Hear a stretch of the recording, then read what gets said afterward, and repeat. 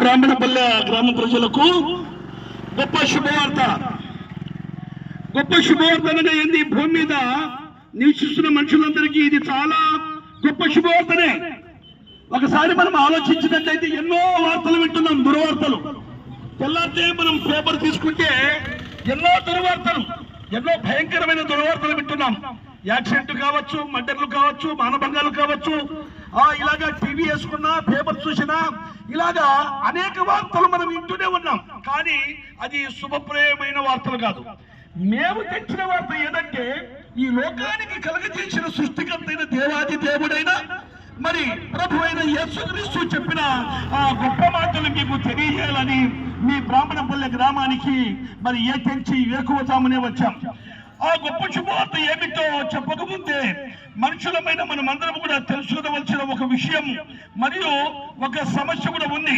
ఎందుకంటే మనుషులందరికీ కలగబోవు మహా సంతోషకరమైన శుభవర్తమానం.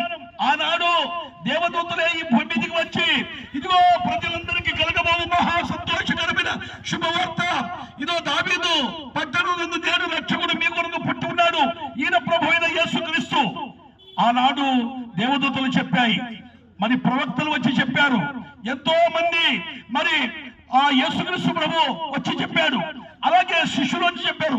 ఈనాడు మాకు కూడా ఏమని చెప్పారంటే, ఈ శుభవార్త మీరు మోసుకొని పోయి బ్రాహ్మణపల్లె గ్రామానికి చెప్పండి, మీరు సర్వలోకానికి వెళ్ళండి, సర్వసృష్టికి సువార్తను ప్రకటించండి. ఏదనగా యేసుక్రీస్తు జననం, యేసుక్రీస్తు మరణం, యేసుక్రీస్తు ప్రభు పునరుత్థానం. ఎందుకంటే యేసు లోకానికి రక్షకుడు. యేసుక్రీస్తు ప్రభు మరి సర్వమానవాళి కోసం తన పాపాన్ని చిందించి, తన రక్తాన్ని చిందించి సర్వమానవాళి పాపము పరిహారము గావించిన ఆ గొప్ప వ్యక్తి ఎవరయ్యంటే, ఈ లోకానికి ఏకైక వ్యక్తి రక్షకుడుగైన యేసు. ఆ యేసు ఎందుకు ప్రాణం పెట్టాలి మానవులందరి కొరకు? మనం ఏమవుతాం ఒకసారి ఆలోచిద్దాం. పెద్దగా ఆలోచించినట్లయితే మన తోటి తమ్ముడే మనకు సహాయం చేయడు, మన సహోదరులే మనకు ఆపత్కాలంలో సహాయం చేయడు. ఎందుకనగా ఒక్కసారి మనం ఆలోచించినట్లయితే, కానీ మనుషుల సాయం వ్యక్తము దేవుడు కనుకనే నిన్ను నన్ను ప్రేమించాడు. ఆ కల్వరి శిలువలో ఆయన తన ప్రేమను చాటాడు. ఆ కల్వరి శిలువలో తన రక్తాన్ని కార్చాడు. ఎందుకు కాల్చాల్సిన విషయం ఉందంటే, మన తలపు చేసిన పాపం వల్ల ఆయన శిరస్సు మీద మన కిరీటం, మన కాలు చేతులు చేసిన పాపం వల్ల ఆయన కాలు చేతుల్లో మేకులు కొట్టబడ్డాయి. మన కాలు చేతులు మన శరీరం చేసిన పాపం వల్ల ఆయన ప్రక్కలో బల్లెపు పోటు దిగింది. మనం పాపం చేసిన వల్ల శరీరం అంతా ముళ్ళ ఫలం చేత 39 కోడా దెబ్బల చేత చీల్చబడింది. అలాగా చీల్చాలని పరిశుద్ధ గ్రంథం బైబిల్ చదివిస్తుంది. లేఖనముల ప్రకారం యేసు ప్రభు వచ్చాడు, లేఖనముల ప్రకారం మన కోసమే ప్రాణం పెట్టాడు, లేఖనముల ప్రకారం ఆయన శిలువ మరణం పొందాడు, లేఖనముల ప్రకారం ఆయన సమాధి చేయబడ్డాడు, లేఖనముల ప్రకారం 3వ దినమున సజీవుడుగా లేచాడు. ఆ యేసు ప్రభు అంటున్నాడు, కాలము సంపూర్ణమై ఉన్నది, దేవుని రాజ్యం సమీపించి ఉన్నది, అందరూ అంతటా మారు మనసు పొందండి. ఇదే శుభవార్త.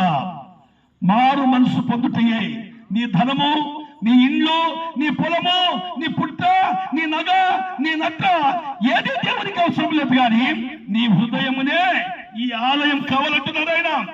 ఈ ఆలయం ఎక్కడుంది? పాపము లోకంలో చుట్టూ తిరుగుతుంది. నీ హృదయం ఎక్కడ ఉందంటే, బీడి చుట్టూ, గోవా చుట్టూ, గుట్కా చుట్టూ, మందు చుట్టూ, అమ్మాయిల చుట్టూ, వ్యభిచారం చుట్టూ, పాపము చుట్టూ తిరుగుతుంది.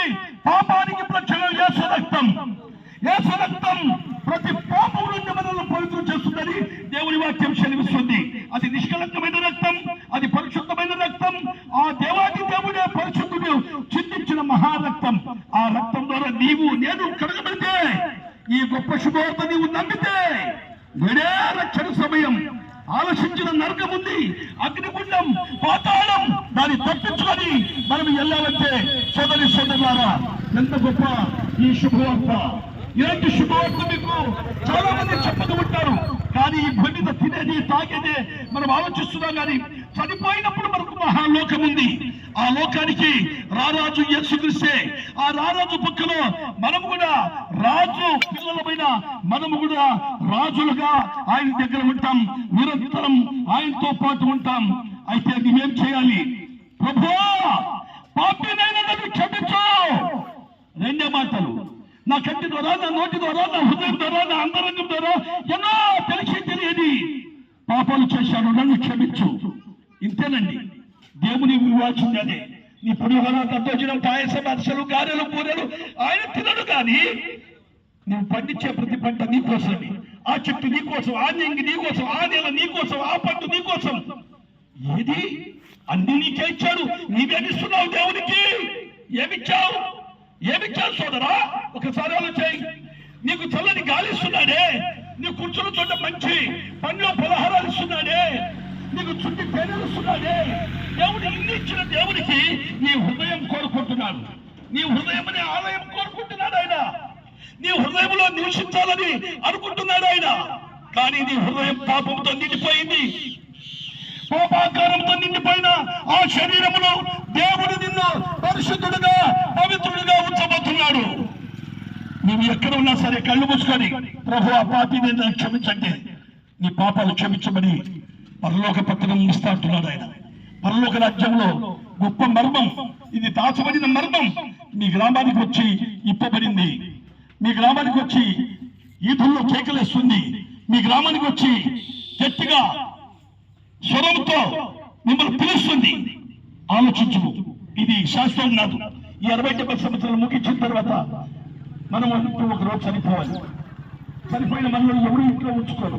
ఓడిపోయిన శ్మశానంలో పారేసి తిరిగి చూడదు.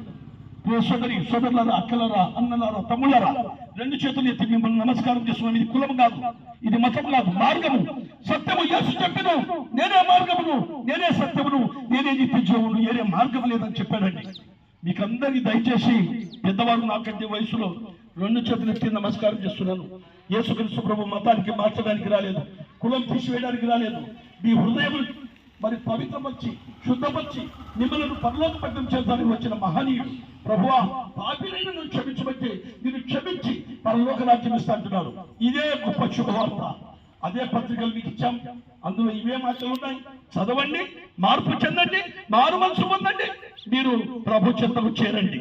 దేవునికి స్తోత్రం. మీ కొరకు ప్రార్థన.